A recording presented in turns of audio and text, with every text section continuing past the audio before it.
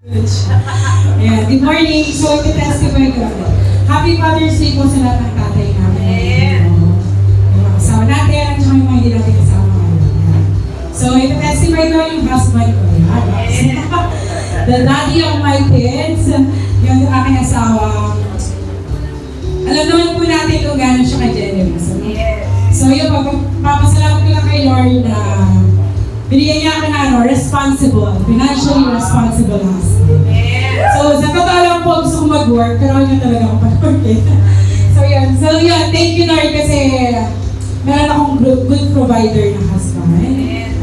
Mabait na husband. Actually, sa mga anak ko, napaka-sweet na sa mga ko. Yun lang. Tapos ano ka ba? Kaya kasi kinaalala ko tatay ko, kaya pinilihan. So, yun.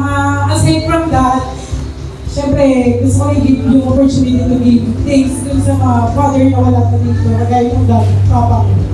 So yun, salamat sa pagmamahal, salamat sa lahat ng pag-sacrifice sa amin, sa buong family, at saka sa ano pa ba yun? For the future, alam ko, sa husband ko, kami, parang somehow, merong inaas sa kanya si Lord. Pero, alam namin gagawa ni Lord ng paraan na yun. Para hindi kami magkulang at hindi kami pababayaan. So yun lang po. To God be the glory po.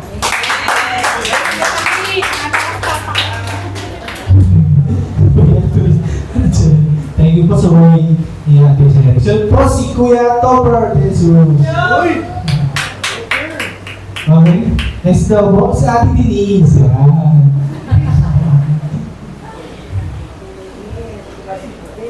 Go!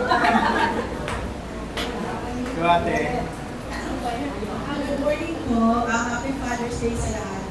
Gusto ko muna matin si Tito Toto. Alam ko, narinig po kami. And pangalawa, si Mami Lori na...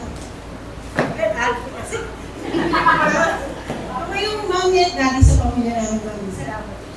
And sa matigas kong asawa. Alam naman natin si Pong makulit. Ano yan, macho, makulit. Pero yung puso niya talaga parang pambata.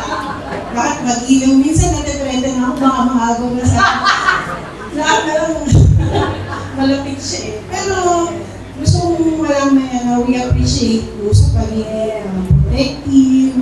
Kasi ako hindi ako mag-vocal pag masama yung loob ko. Tapos mahihayin ako, kapag ako ngayon. Siya nagpapalakas na loob. And salamat sa mga na-provide mo, lalong-lalo na kay Nathan. Basta yun, salamat na lang. Mahal ka namin. Kaya mahal ka namin.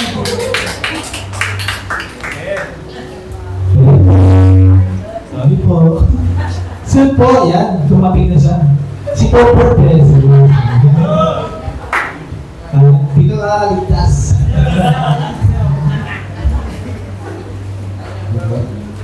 Una po, papasalamat po sa Lord sa mga blessing po na lumarating sa pamilya namin. Sa papa ko, nagpapasalamat po kasi nag-iwala po siya dito. Nakasama po natin. Yun lang po, happy Father's Day po sa lahat. Umiiyak. Alam mo, may iiyak kami.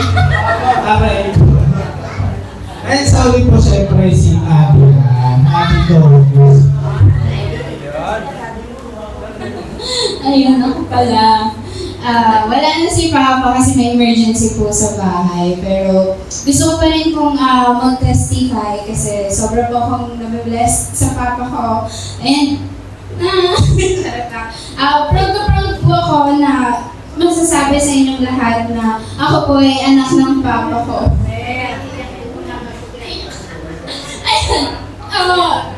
Alam, nung una po, siyempre, ako po yung panganay, lahat po ng burden, ng bigat, lahat ng first time sa akin. So, nung una, parang I grew up na hindi ko tutularan sila, ganyan, kasi hindi sila naging good provider. Pero, ngayong nagkakaisip na ako, ay nadidepen na yung relationship ko kay God, naiintindihan ko na first time lang din nung papa at mama ko na maging magulang. And sa akin nila na-experience yun. So, nakikita ko si Papa na nag-crave pa din siya ng love niya sa mama niya. So, ngayon, naintindihan ko na tama po na you can only give what you have. And if nag-crave pa siya doon, baka ayun yung reason bakit hindi ko sinasabing konti, actually shy type lang siya, nai-express kung gano'n niya kami kamahal ni Shasha, pero hindi niya po kami pinapabayaan, halata naman sa katawan.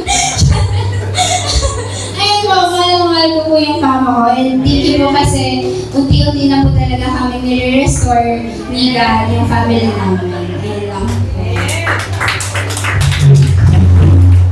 Ayun, sorry talaga. Ay, last na po talaga si Tita Marita po.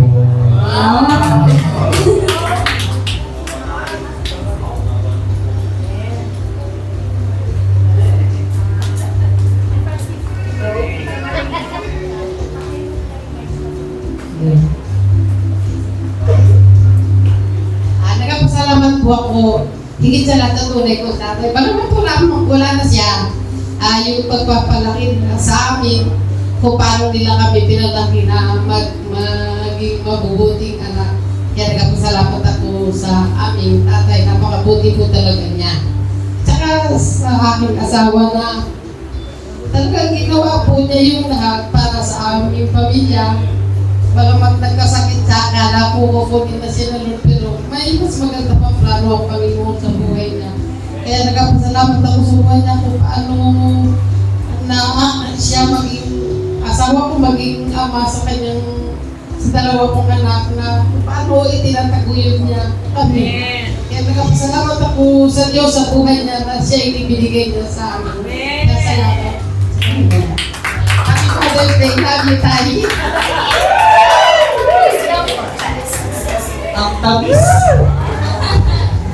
Ayan, no? I love you so much. Maraming salamat po sa dulo ng mga nag-testify. And tuloy nga na isa pagpapala ng mga ama, always and always. Ayan, tama ka dyan. Ayan. Kaya ngayon po ay tumakot tayo sa mga pinaka-inaabangan. Ano to? Pasabog.